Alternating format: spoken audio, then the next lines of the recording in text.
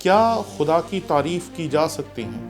ہم خدا کی ذات کی تعریف نہیں کر سکتے۔ کیوں؟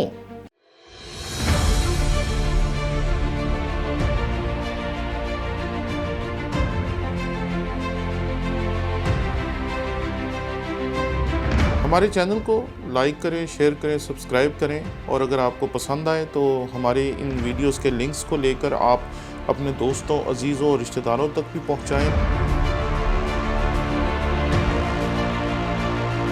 تاکہ ان لوگوں تک بھی خدا ان کا کلام پہنچانے میں آپ ہمارے ساتھی ہو سکیں جو شاید ہمارے چینل کو بھی نہیں دیکھتے یا مجھے نہیں جانتے، اور شاید انہوں نے آج تک ہمارے چینل کو دیکھا نہیں ہے، تاکہ وہ بھی ہمارے چینل کو لائک کریں، شیئر کریں، سبسکرائب کریں، تاکہ وہ بھی خدا ان کے کلام کو سیکھنے کے اس سلسلے میں شریک ہو سکیں۔ شکریہ۔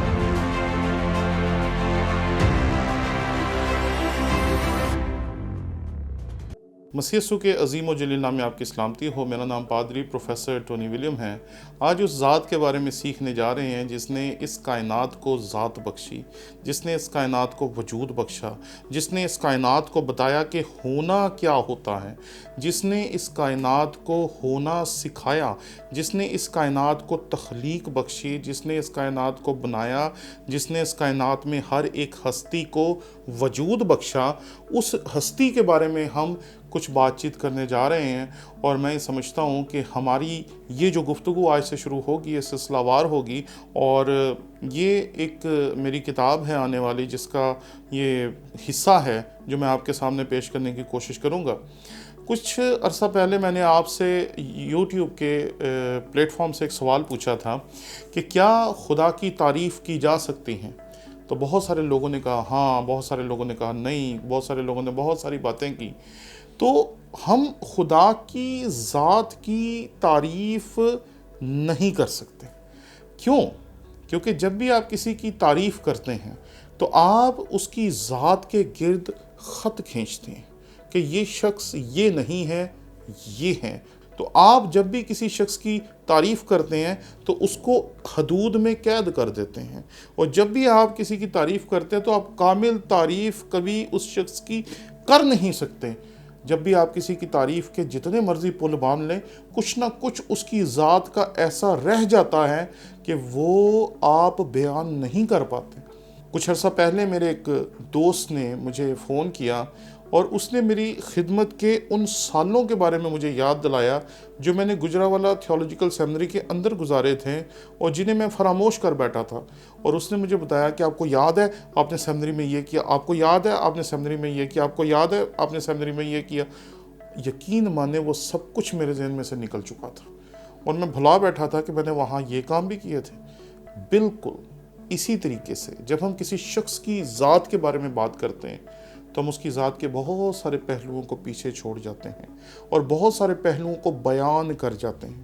اس لیے جب ہم خدا کی ذات کی بات کرتے ہیں تو ہم کامل طور پر اس کی ذات کا احاطہ نہیں کر سکتے، ہم کامل طور پر اس کی ذات کو بیان کر ہی نہیں سکتے۔ کسی شاعر نے بہت خوبصورت بات کہی تھی، اس نے کہا تھا اگر دنیا کے تمام سمندر سیاہی بن جائیں اور دنیا کے تمام درخت قلم بن جائیں تو تب بھی سب مل کر خدا کی ذات کی صفات کو بیان نہیں کر سکتے۔ اور یہ بات یاد رکھیں کہ ہم اپنی ذات کی تعریف پورے طور پر نہیں کر سکتے، کسی انسان کی تعریف پورے طور پر نہیں کر سکتے، تو وہ ہستی جو روحانی ذات ہے، جس کو نہ ہم دیکھ سکتے ہیں، نہ ہم چھو سکتے ہیں، نہ ہم محسوس کر سکتے ہیں، اس ذات کی تمام خصوصیات کا احاطہ کرنا ہمارے بس کی بات ہے نہیں جی۔ اور خدا کی ذات کے بارے میں جو کچھ آپ کو پتہ ہے، جو آپ نے اپنے تجربات سے اپنی زندگی میں خدا کی ذات کے بارے میں نہ صرف کتاب مقدس سے سیکھا بلکہ اپنے تجربات سے سیکھا، اس تھوڑے سے علم کو آپ بیان کر سکتے ہیں، اس تھوڑے سے علم کو میں بیان کر سکتا ہوں۔ اور اگر اس دنیا میں موجود 7.5 ارب لوگ مل کر بھی خدا کی ذات کی تعریف بیان کرنے کی کوشش کریں تو بھی وہ لامحدود ہے اور ہم محدود ہیں۔